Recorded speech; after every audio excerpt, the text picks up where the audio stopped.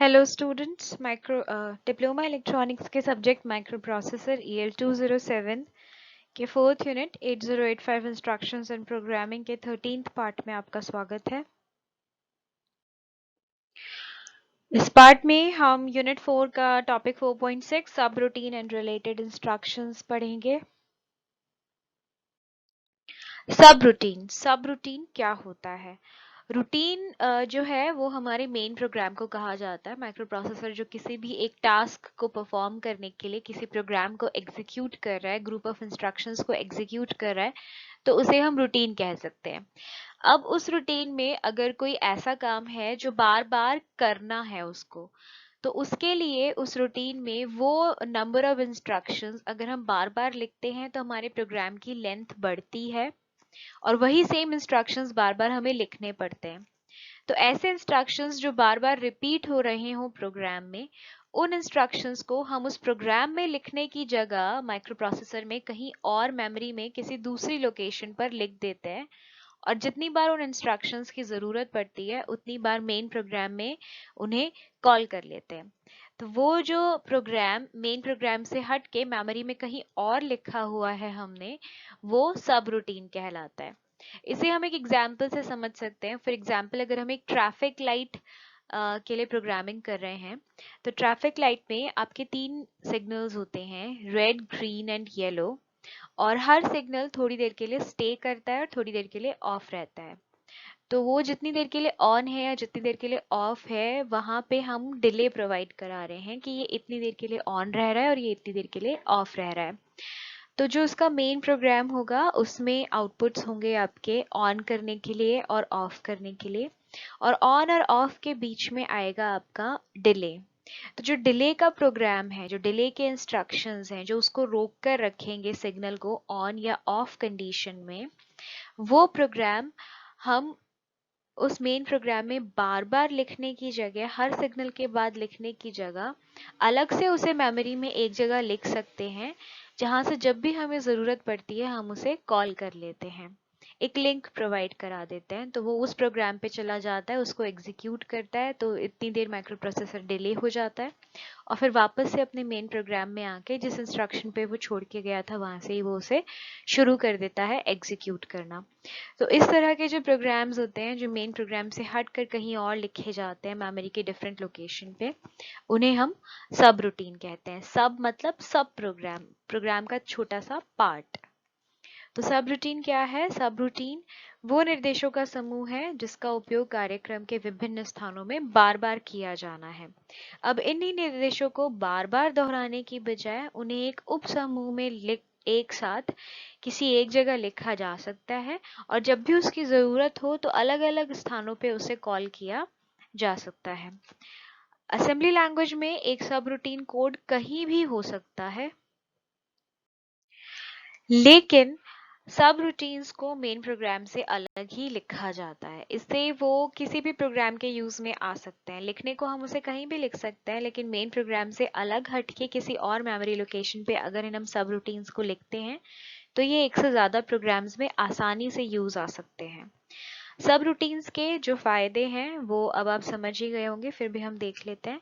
सब रूटीन्स के क्या फायदे हैं कि जो भी आपका कॉम्प्लेक्स प्रोग्रामिंग टास्क है, एक बहुत बड़ा प्रोग्राम अगर हमें लिखने की जरूरत पड़ रही है और उसमें कुछ स्टेप्स बार बार रिपीट हो रहे हैं, तो वो एक बहुत बड़ा प्रोग्राम लिखने की जगह हमने उसे क्या किया, छोटे छोटे टुकड़ों में बांट दिया। हर टास्क के लिए हम एक बहुत बड़ा प्रोग्राम लिखने की जगह हम क्या कर रहे हैं, उस एक टास्क को बहुत छोटे छोटे टास्क में बांट लेते हैं। तो हम मॉड्यूल्स के रूप में छोटे छोटे प्रोग्राम्स को, छोटे छोटे इंस्ट्रक्शंस को लिख लेते हैं। 10-10 इंस्ट्रक्शंस के ग्रुप अगर हम अलग अलग जगह लिख लेते हैं तो हमारा जो मेन प्रोग्राम है वो बड़ा होने की जगह छोटा और आसान हो जाता है और हमें जिस भी ग्रुप ऑफ इंस्ट्रक्शंस की जरूरत है हम उसे कॉल कर लेते हैं। इसी तरह से बार बार उन इंस्ट्रक्शंस को प्रोग्राम में रिपीट करने की जगह हमने उन्हें कहीं बाहर लिख लिया है और जितनी बार जरूरत है हम बस उन्हें कॉल कर रहे हैं। तो एक ही प्रोग्राम में डुप्लीकेसी भी नहीं होती। सेम कोड सेम कोड अलग अलग प्रोग्राम्स में बार बार यूज किया जा सकता है। तो ये भी एक एफिशिएंसी बढ़ती है माइक्रो प्रोसेसर की। अगर डिले का ही प्रोग्राम हमें जैसे दो आउटपुट्स के बीच में 1 सेकेंड का डिले चाहिए, ये प्रोग्राम हमें ट्रैफिक लाइट में भी काम आया था, ये प्रोग्राम हमें एलईडी डिस्प्ले में भी काम आ सकता है। तो ऐसा डिले का जो प्रोग्राम है वो हमें कई जगह काम आ सकता है। तो उस प्रोग्राम, उस कोड को, डिले के जो कोड होता है उसको हर प्रोग्राम में बार बार लिखने की जगह हमने एक बार मेमोरी में कहीं एक लोकेशन पे लिख दिया है, और बाकी जितने भी प्रोग्राम्स हम एग्जीक्यूट करने वाले हैं, जितने भी काम हमें म्यूपी से करवाने हैं, उन पे हम ज़रूरत के अकॉर्डिंग उसे कॉल कर सकते हैं। तो सेम कोड मल्टीपल प्रोग्राम्स में यूज आ सकता है। सब रूटीन को एग्जीक्यूट कराने के लिए हमें मेनली दो इंस्ट्रक्शंस की आवश्यकता पड़ती है, कॉल और रिटर्न। कॉल इंस्ट्रक्शन यूज आता है मेन प्रोग्राम में से सब रूटीन तक जाने के लिए, और आरईटी रिटर्न इंस्ट्रक्शन यूज आता है सब रूटीन से वापस अपने मेन प्रोग्राम या कॉलिंग प्रोग्राम में लौटने के लिए। तो कॉल क्या करता है, कॉल मेन प्रोग्राम से सब प्रोग्राम में लेके जाता है, और रिटर्न वापस उसको मेन प्रोग्राम में लेकर आता है। कॉल इंस्ट्रक्शन, कॉल एक 3 बाइट का इंस्ट्रक्शन है। 1 बाइट इसका ऑप कोड होता है और 2 बाइट वो एड्रेस जहां पे हमने सब रूटीन लिखा है। तो जिस एड्रेस पे हमें माइक्रो प्रोसेसर के प्रोग्राम सीक्वेंस को लेके जाना है वो हम यहाँ पर लिखते हैं। ये सब रूटीन का एड्रेस होता है जिसको हम कॉल करने वाले हैं। जब भी कॉल इंस्ट्रक्शन फेच किया जाता है तो म्यूपी को पता होता है कि आगे की जो दो लोकेशंस हैं वो सब रूटीन का मेमोरी एड्रेस है। फॉर एग्जांपल अभी यहाँ पर 2000 मेमोरी एड्रेस पर कॉल इंस्ट्रक्शन लिखा हुआ है, कॉल 4000। कॉल क्योंकि 3 बाइट का इंस्ट्रक्शन है तो जो नेक्स्ट इंस्ट्रक्शन होगा वो लिखा होगा 2003 पे, क्योंकि 2000 पे आ जाएगा कॉल का ऑप कोड, 2001 पे आएंगे इसके लोअर बाइट एड्रेस 00, और 2002 पे आएगा इसका हायर बाइट एड्रेस 40। तो इस तरह से 3 बाइट्स में कॉल आ जाएगा। नेक्स्ट इंस्ट्रक्शन जो भी इस प्रोग्राम का होगा वो लिखा होगा 2003 पर। तो इस वक्त जब माइक्रो प्रोसेसर कॉल को एग्जीक्यूट कर रहा है, प्रोग्राम काउंटर की वैल्यू क्या होती है, 2003। तो म्यूपी क्या करता है, कॉल के आगे जो भी एड्रेस लिखा होता है वो उसको पता है कि वो सब रूटीन का एड्रेस है, तो वो उस एड्रेस को टेम्परेरी रजिस्टर्स WZ में सेव करा देता है। और प्रोग्राम काउंटर में जो एड्रेस है 2003 उसको वो स्टैक पे सेव करता है, और फिर WZ से जो नई कॉल लोकेशन है वो डालता है वो प्रोग्राम काउंटर पे। प्रोग्राम काउंटर क्या होता है हम सब जानते हैं। प्रोग्राम काउंटर माइक्रो प्रोसेसर का वो 16 बिट का रजिस्टर है जहां पे म्यूपी जिस भी नेक्स्ट इंस्ट्रक्शन को एग्जीक्यूट करने वाला है उसका एड्रेस लिखा होता है। तो इसमें जो भी एड्रेस लिखा होगा म्यूपी उसी पे नेक्स्ट जाएगा। तो अब क्योंकि 2000 पे कॉल इंस्ट्रक्शन एग्जीक्यूट करने के बाद उसे इस सब रूटीन एड्रेस पे जाना है, तो प्रोग्राम काउंटर की वैल्यू 2003 से चेंज होके क्या हो जानी चाहिए, 4000। तो इसीलिए वो 4000 को पहले टेम्परेरी रजिस्टर में सेव करता है जब तक कि प्रोग्राम काउंटर की वैल्यू स्टैक पर सेव नहीं होती। जैसे ही प्रोग्राम काउंटर की वैल्यू स्टैक पे सेव हो जाएगी वैसे ही टेम्परेरी रजिस्टर से कॉलिंग एड्रेस प्रोग्राम काउंटर में सेव कर दिया जाता है।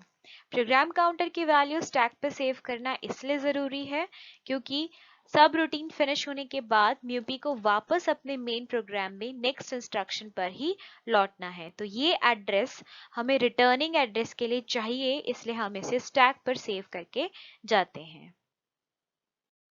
तो जो हमने पीछे डायग्राम में देखा वही इसमें लिखा हुआ है कि म्यूपी अगले दो मेमोरी लोकेशन से सब रूटीन एड्रेस को पढ़ता है और W रजिस्टर में हायर ऑर्डर 8 बिट्स को स्टोर करता है और Z रजिस्टर में लोअर ऑर्डर 8 बिट्स को स्टोर करता है। फिर वो जो एड्रेस है इंस्ट्रक्शन के बाद वाला उसको स्टैक पे डाल देता है। कॉल इंस्ट्रक्शन के बाद जो एड्रेस था, जो प्रोग्राम काउंटर की वैल्यू थी 2003, उसको वो स्टैक पे सेव कर देता है क्योंकि वो उसको रिटर्न एड्रेस के लिए चाहिए। फिर प्रोग्राम काउंटर में वो WZ पे जो कॉल इंस्ट्रक्शन की लोकेशन है उस एड्रेस को प्रोग्राम काउंटर में लोड कर देता है। इस प्रोसेस को हम इस डायग्राम से समझ सकते हैं कि 2000 पे मान लीजिए लिखा है instruction LXI SP 2400, stack pointer को इनिशियलाइज किया है 2400 से, और फिर बीच में जो भी कोडिंग था, कुछ प्रोग्राम था जो लिखा हुआ था। अब मान लीजिए 2040 मेमोरी एड्रेस पे हमने लिखा कॉल इंस्ट्रक्शन। कॉल कर रहा है ये एक सब रूटीन को जो लिखा हुआ है 2070 मेमोरी एड्रेस पे। तो जैसे ही कॉल इंस्ट्रक्शन इसे मिलेगा, कॉल इंस्ट्रक्शन के बाद 3 लोकेशंस होंगी 2040, 2041 और 2042, तो इसी के लिए कॉल के लिए। और नेक्स्ट प्रोग्राम काउंटर की वैल्यू होगी 2043, यानी उसे वापस कहां पर लौटना है, 2043 पर। तो 2000 से 2042 तक तो प्रोग्राम एक सीक्वेंस में एग्जीक्यूट होता रहेगा। जैसे ही 40 पे उसे कॉल इंस्ट्रक्शन मिलेगा, वो पहले ऑपकोड रीड करेगा, उसको डिकोड करेगा, फिर बाद में उसका कॉलिंग एड्रेस पढ़ेगा 2070। 2042 पे जाके जब वो लास्ट उसका एड्रेस पढ़ चुका होगा, तब वो कहाँ चला जाएगा, सब रूटीन 2070 पर। 2070 से 207F तक जो भी उसके इंस्ट्रक्शंस हैं सब रूटीन के, कॉल्ड प्रोग्राम के, उन इंस्ट्रक्शंस को एग्जीक्यूट करेगा। यहाँ पे उसे रिटर्न इंस्ट्रक्शन मिलेगा। 207F पे क्या लिखा रहेगा, RET, रिटर्न। तो यहाँ पे उसको रिटर्न मिला 207F पे। रिटर्न इंस्ट्रक्शन मिलते ही वो स्टैक से वापस से अपने प्रोग्राम काउंटर में वैल्यू लोड करेगा। वो क्या है, 2043, जो यहाँ पर थी नेक्स्ट इंस्ट्रक्शन का जो एड्रेस था। फिर से वो उस एड्रेस पे आएगा और बाकी बचा हुआ प्रोग्राम एग्जीक्यूट करेगा जब तक कि उसे हॉल्ट नहीं मिलता। हॉल्ट कहाँ लिखा हुआ है, 205F पर। तो इस तरह से प्रोग्राम का सीक्वेंस चलता है। Execution of call. कॉल के एग्जीक्यूशन को हम समझते हैं कि किस तरह से कॉल इंस्ट्रक्शन काम करता है सब रूटीन तक पहुंचाने में। कॉल को 5 मशीन साइकिल्स चाहिए होती है। मशीन साइकिल्स क्या होते हैं, किसी पर्टिकुलर ऑपरेशन को करने में माइक्रो प्रोसेसर को जो टाइम लगता है उसे मशीन साइकिल कहते हैं। जो लोएस्ट टाइम की यूनिट होती है म्यूपी में, वो टी स्टेट होते हैं। टी स्टेट 1 क्लॉक साइकिल के बराबर होता है। तो म्यूपी को कॉल इंस्ट्रक्शन को एग्जीक्यूट करने में 5 मशीन साइकिल्स और 18 टी स्टेट्स का टाइम लगता है। 5 मशीन साइकिल्स जो यूज आएंगी वो होंगी ऑपकोड फैच, 2 मेमोरी रीड और 2 memory write. Opcode fetch call instruction का ऑपकोड मेमोरी से पढ़ने के लिए, 2 मेमोरी रीड 16 बिट के कॉल एड्रेस को रीड करने के लिए, और 2 मेमोरी राइट प्रोग्राम काउंटर की एग्जिस्टिंग वैल्यू को स्टैक पर सेव करने के लिए। तो फर्स्ट है जैसे M1 ऑपकोड फैच। ऑपकोड वो फैच कर रहा है, कॉल लिखा हुआ था एड्रेस 2040 पर। तो इस वक्त एड्रेस बस पे क्या एड्रेस होगा, 2040, जिस पर कॉल इंस्ट्रक्शन लिखा हुआ है। प्रोग्राम काउंटर पे नेक्स्ट एड्रेस होगा 2041। डेटा बस पे इसका ऑपकोड आएगा CD। नेक्स्ट मशीन साइकिल होगी मेमोरी रीड। एड्रेस बस पे नेक्स्ट एड्रेस आ जाएगा 2041 और प्रोग्राम काउंटर पे नेक्स्ट एड्रेस आ जाएगा आपका 2042 कि नेक्स्ट यहाँ से पढ़ना है, अभी इसको पढ़ रहा है म्यूपी। यहाँ से वो क्या रीड करेगा, जो कॉलिंग एड्रेस था, जो सब रूटीन का एड्रेस है 2070, उसका लोअर ऑर्डर एड्रेस 70 को पढ़ के वो टेम्परेरी रजिस्टर Z में सेव करा देता है। Lower order address lower order register में सेव होता है।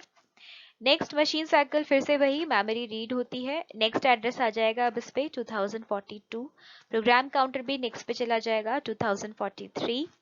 यहाँ पे इसका हायर ऑर्डर एड्रेस लिखा हुआ है 20, उसको रीड करेगा और हायर ऑर्डर रजिस्टर 20 में W में सेव करा देगा।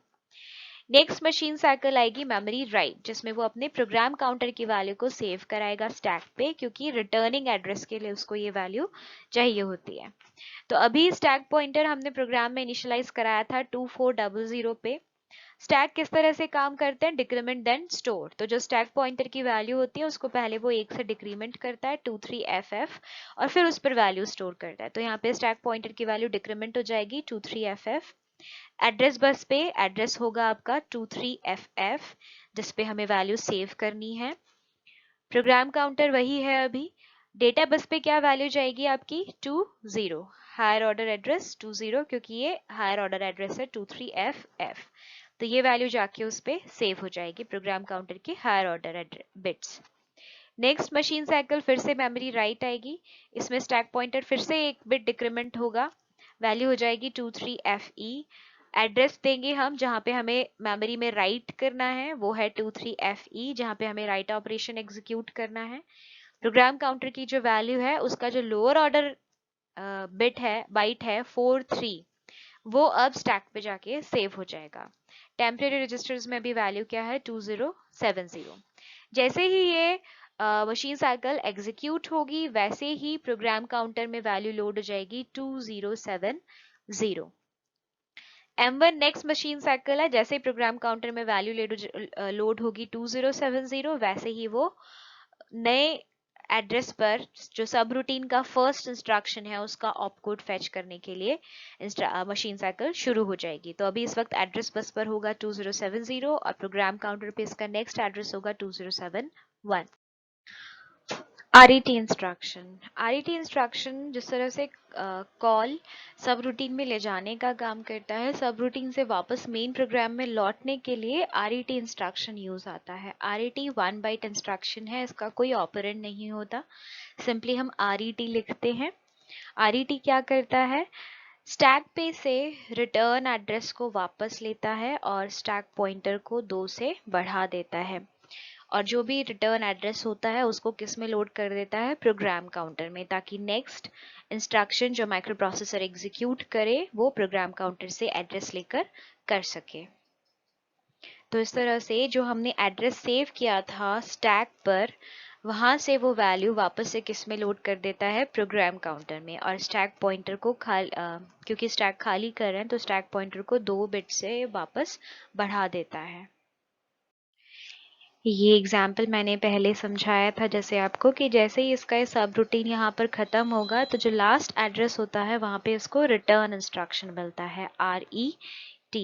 इस एड्रेस पे जैसे ही उसको रिटर्न इंस्ट्रक्शन मिलता है वैसे ही वो स्टैक पे सेव्ड किए गए पुराने प्रोग्राम काउंटर को निकाल के वापस से प्रोग्राम काउंटर में लोड करता है, और माइक्रो प्रोसेसर वहाँ से एड्रेस पढ़ के फिर से अपने प्रोग्राम में एग्जीक्यूशन शुरू कर देता है। यहाँ 2007F पर उसको रिटर्न मिला, उसने प्रोग्राम काउंटर में स्टैक पे से लेके वैल्यू लोड की और फिर 2043 से एग्जीक्यूशन शुरू कर दिया। Execution of RET। RET return instruction को 3 मशीन साइकिल्स की रिक्वायरमेंट होती है। फर्स्ट ऑपकोड फेच, जिसमें वो RET का ऑपकोड रीड करे मेमोरी से। सेकंड और थर्ड मेमोरी रीड साइकिल्स होती हैं जिसमें वो रिटर्न एड्रेस को स्टैक से वापस प्रोग्राम काउंटर में लोड करता है। फर्स्ट मशीन साइकिल है ऑपकोड फेच।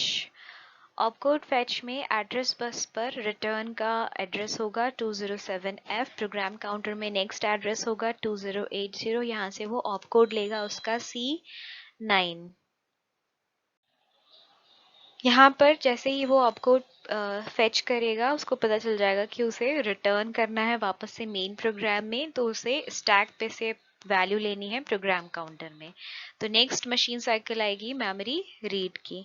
स्टैक पॉइंटर 2400 से इनिशियलाइज था तो 23FF वैल्यू उसकी डिक्रीज हो जाएगी। एड्रेस बस पे 23FE जाएगा क्योंकि जो वैल्यू थी वो 23FE पर सेव थी। तो स्टैक जब वापस रिट्रीव करता है वैल्यू अपन स्टैक से माइक्रो प्रोसेसर, तो वो होता है यूज देन इंक्रीमेंट। तो अभी एड्रेस बस पे जैसे ही वो एड्रेस भेजेगा 23FE उसको इंक्रीज कर देगा 23FF करके। तो स्टैक पॉइंटर की नई वैल्यू होगी 23FF, और 23FE पर जो वैल्यू थी 43 वो टेम्परेरी रजिस्टर WZ में सेव कर देगा। लोअर ऑर्डर एड्रेस है इसलिए लोअर ऑर्डर रजिस्टर में सेव हो जाएगा। नेक्स्ट मशीन साइकिल आएगी memory read, higher order address read करने के लिए। तो अभी एड्रेस बस पर एड्रेस जाएगा 23FF, और जैसे ही इस पे ये एड्रेस जाएगा स्टैक पॉइंटर की वैल्यू जाएगी 2400। डेटा बस पे हायर ऑर्डर एड्रेस आएगा 20 जो वो टेम्परेरी रजिस्टर WZ में सेव कर देगा। अब यहाँ पे जो WZ में टेम्परेरी रजिस्टर में जो वैल्यू सेव्ड है वो जाएगी आपके प्रोग्राम काउंटर पे। प्रोग्राम काउंटर पे वो वैल्यू आते ही माइक्रो प्रोसेसर वापस से 2043 एड्रेस पे आकर इंस्ट्रक्शंस को एग्जीक्यूट करना शुरू कर देगा। M1 नेक्स्ट इंस्ट्रक्शन की फर्स्ट मशीन साइकिल है ऑपकोड फेच, जिसमें वो एड्रेस बस पे जो एड्रेस है वो इंस्ट्रक्शन 2043 पर पहुंच चुका है अपने मेन प्रोग्राम के एड्रेस पर, और प्रोग्राम काउंटर में उसका नेक्स्ट एड्रेस है 2044। कॉल और रिटर्न इंस्ट्रक्शंस यूज करते हुए कुछ बातें होती हैं जो हमें ध्यान में रखनी चाहिए, जैसे कि कॉल इंस्ट्रक्शन जो रिटर्न एड्रेस है वो स्टैक पॉइंटर के जस्ट ऊपर वाले 2 एड्रेसेस पर सेव करता है। तो इसीलिए हमें जो स्टैक पॉइंटर है वो बिल्कुल सही तरीके से सेट करना चाहिए ताकि जो रिटर्न एड्रेस है वो सही जगह पर सेव हो पाए। इसी तरह से जो रिटर्न इंस्ट्रक्शन है वो स्टैक के टॉप 2 मेमोरी लोकेशंस पे जो एड्रेस होता है उसको रिटर्न एड्रेस की तरह यूज करता है। तो हमें सब रूटीन में स्टैक पॉइंटर की वैल्यू को किसी भी तरह से चेंज नहीं करना चाहिए, अदरवाइज हम रिटर्न एड्रेस को खो देंगे। इसी तरह से सब रूटीन्स में जो पुश और पॉप इंस्ट्रक्शंस यूज किए हैं वो हमेशा इक्वल नंबर में होने चाहिए, अदरवाइज रिटर्न जो है वो गलत रिटर्न एड्रेस उठा लेगा स्टैक से और हमारा प्रोग्राम फेल हो जाएगा। पुश और पॉप इंस्ट्रक्शन का ज़्यादा ध्यान रखने की ज़रूरत इसीलिए है क्योंकि स्टैक में जो वैल्यूज़ सेव करनी होती है, रिट्रीव करनी होती है, वो पुश और पॉप इंस्ट्रक्शन से करते हैं। तो मान लीजिए अगर पुश इंस्ट्रक्शन ज़्यादा है और पॉप इंस्ट्रक्शन कम है तो जो लास्ट वैल्यू पुश की गई होगी वो उस पर रह जाएगी और वो रह जाएगी तो रिटर्न उस वैल्यू को एड्रेस की जगह उठा लेगा। या फिर पुश कम है पॉप ज़्यादा हो गए तो पॉप करते वक्त एड्रेस की वैल्यू बाहर चली जाएगी स्टैक से जबकि वो रिटर्न को मिलनी चाहिए थी। तो इस तरह से कुछ चीज़ें हमें ध्यान रखनी होती हैं। पासिंग डेटा इन अ सब रूटीन एग्जीक्यूट करते वक्त जो डेटा पास होता है मेन प्रोग्राम से सब रूटीन में या फिर सब रूटीन से मेन प्रोग्राम में वो किस किस तरीके से हो सकता है। तो डेटा पास करने के 2 तरीके हो सकते हैं, कॉल बाय रेफरेंस या call by value. Call by reference में क्या होता है, जो डेटा है उसको एक रजिस्टर में सेव कर दिया जाता है। सब रूटीन भी उसी रजिस्टर को यूज करता है और उसी डेटा को यूज कर लेता है। वो जो डेटा है वो सब रूटीन जब यूज करेगा कुछ भी एग्जीक्यूशन करेगा तो वो डेटा चेंज हो जाता है और उसी रजिस्टर के द्वारा वापस मेन प्रोग्राम भी उस डेटा को यूज कर सकता है। तो इससे हम कहते हैं कॉल बाय रेफरेंस। यहाँ पे डायरेक्ट हमने वैल्यू से डील नहीं किया, यहाँ हमने डील किया है रजिस्टर से। जिस रजिस्टर को मेन प्रोग्राम यूज कर रहा था उसी रजिस्टर को कॉलिंग प्रोग्राम यूज कर रहा है, तो उसमें जो भी चेंजेस हो रहे हैं वो दोनों आपस में एक्सचेंज कर पा रहे हैं। दूसरा तरीका है call by value. Call by value में मेन प्रोग्राम रजिस्टर्स को जिस भी वैल्यू को स्टोर करने के लिए यूज कर रहा था वो वैल्यू सब रूटीन तक नहीं जाती, वो वैल्यू पहले ही स्टैक पर सेव कर दी जाती है। सब रूटीन उन रजिस्टर्स को अपने हिसाब से यूज करता है और वापस मेन प्रोग्राम में लौटाने से पहले जो ओरिजिनल वैल्यूज जो स्टैक पर सेव की हुई थी उन रजिस्टर्स की, उनको फिर से पॉप करके उन रजिस्टर्स में सेव करके मेन प्रोग्राम तक पहुंचा देता है। तो मेन प्रोग्राम को अपनी original values as it is मिल जाती हैं। दूसरी पॉसिबिलिटी ये है कि दोनों जो कॉलिंग प्रोग्राम है और कॉल प्रोग्राम है दोनों कुछ मेमोरी लोकेशंस पर डिसाइड कर लेते हैं कि हम ये मेमोरी लोकेशंस डेटा को स्टोर करने के लिए यूज़ करेंगे। तो कॉलिंग प्रोग्राम भी अपना जितना एग्जीक्यूशन का डेटा है उस लोकेशन पे सेव कर देता है और सब रूटीन वहाँ से उन डेटा को यूज़ कर सकता है, इसमें स्टैक का यूज़ नहीं आता। सब रूटीन इंस्ट्रक्शंस को यूज करते हुए पुश और पॉप के साथ जो सावधानियां बरतनी होती हैं वो ये कि पुश और पॉप हमेशा ऑपोजिट ऑर्डर में होने चाहिए क्योंकि जो स्टैक है वो लास्ट एंड फर्स्ट आउट पे काम करता है। तो जो लास्ट पुश हुआ था वो ही पहले पॉप होना चाहिए। तो अगर हमने इंस्ट्रक्शंस दिए हैं पुश बी पुश डी तो अब हमें इंस्ट्रक्शन देने पड़ेंगे पॉप डी पॉप बी। ऐसा नहीं है कि पहले बी पुश किया था तो पहले बी ही पॉप करेंगे, जो लास्ट पुश किया था वो पहले पॉप करना होता है। इसी तरह से जितने भी पुश इंस्ट्रक्शन है उतने ही पॉप इंस्ट्रक्शन होने चाहिए, अदरवाइज जो वैल्यूज स्टोर की थी वो कम या ज्यादा बाहर आती हैं। अब इसकी वजह से क्या होता है, जो रिटर्न स्टेटमेंट है वो गलत एड्रेस ले लेता है जिसकी वजह से प्रोग्राम फेल हो जाता है। और एक बात जो ध्यान रखने की है वो ये है कि पुश और पॉप को कभी भी लूप्स के अंदर नहीं रखा जाता। अनकंडीशनल कॉल और रिटर्न के अलावा कंडीशनल कॉल और रिटर्न भी यूज किए जा सकते हैं। कंडीशनल कॉल और रिटर्न्स वो होते हैं जो सब रूटीन तक तब लेके जाएंगे जब इन फ्लैग्स पे बेस्ड कोई कंडीशन फुलफिल हो।